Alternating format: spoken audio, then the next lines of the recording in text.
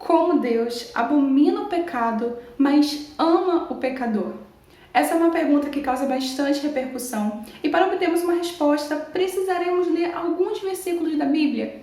Então, venha comigo e assista esse vídeo até o final. Por abordar o contexto de salvação, o assunto de hoje irá se assemelhar e dar continuidade ao vídeo anterior, que por sinal vou deixar o link aqui na descrição para se você quiser assistir.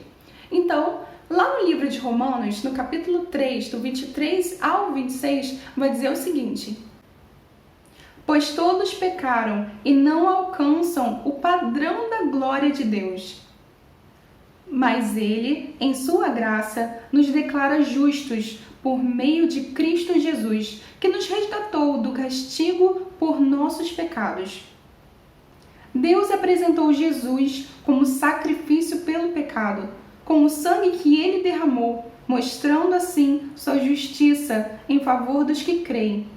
No passado, Ele se conteve e não castigou os pecados antes cometidos, pois planejava revelar sua justiça no tempo presente. Com isso, Deus se mostrou justo, condenando o pecado, e justificador, declarando justo o pecador que crê em Jesus. Eu gosto de criar um cenário, um contexto, para compreender melhor o que a palavra está dizendo. Então eu gostaria que você embarcasse nessa comigo e imaginasse o seguinte: um homem está sentado na cadeira de réu e está sendo julgado por assassinato. E o juiz condena ele à morte, condena esse homicida à morte. Mas esse réu, ele é conhecido desse juiz. O juiz o viu desde pequeno, o viu crescer, o conhece bem e o ama muito.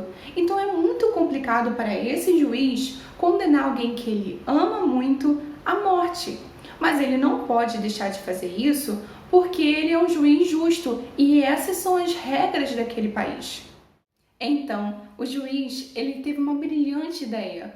Ele pensou no seguinte: se permitir com que esse réu, com que esse pecador venha sofrer com a pena de morte, tudo estará perdido. Porque sem um caminho de salvação, não teria mais acesso entre o juiz e esse réu, aquele a quem ele ama. Dito isso, o juiz pensou no seguinte: eu vou permitir com que o meu filho, o meu único filho, que é santo e justo, venha a assumir o lugar desse réu e ele sofrer com essa pena de morte. Entendendo que Deus é esse juiz, porque o Senhor, ele tomou essa atitude? Porque ele sabia que a humanidade imersa ao pecado não estaria tudo perdido ao passar pela morte, ao sofrer com essa morte. Então, ele permitiu com que o seu Filho, Jesus Cristo, viesse e assumisse esse lugar. Porque Jesus, sendo Filho de Deus, ele era o único capaz de, ao ser tentado, continuar obedecendo e ser fiel, ao sofrer, que continuasse a fazer a vontade de Deus.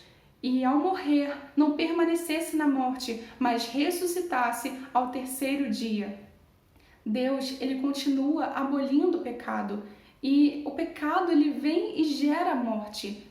Deus, ele permanece justo, condenando o pecado, o erro. Mas ele, através de Jesus, proporciona vida, proporciona um caminho de salvação. Ele se torna justificador, tornando o pecador justo.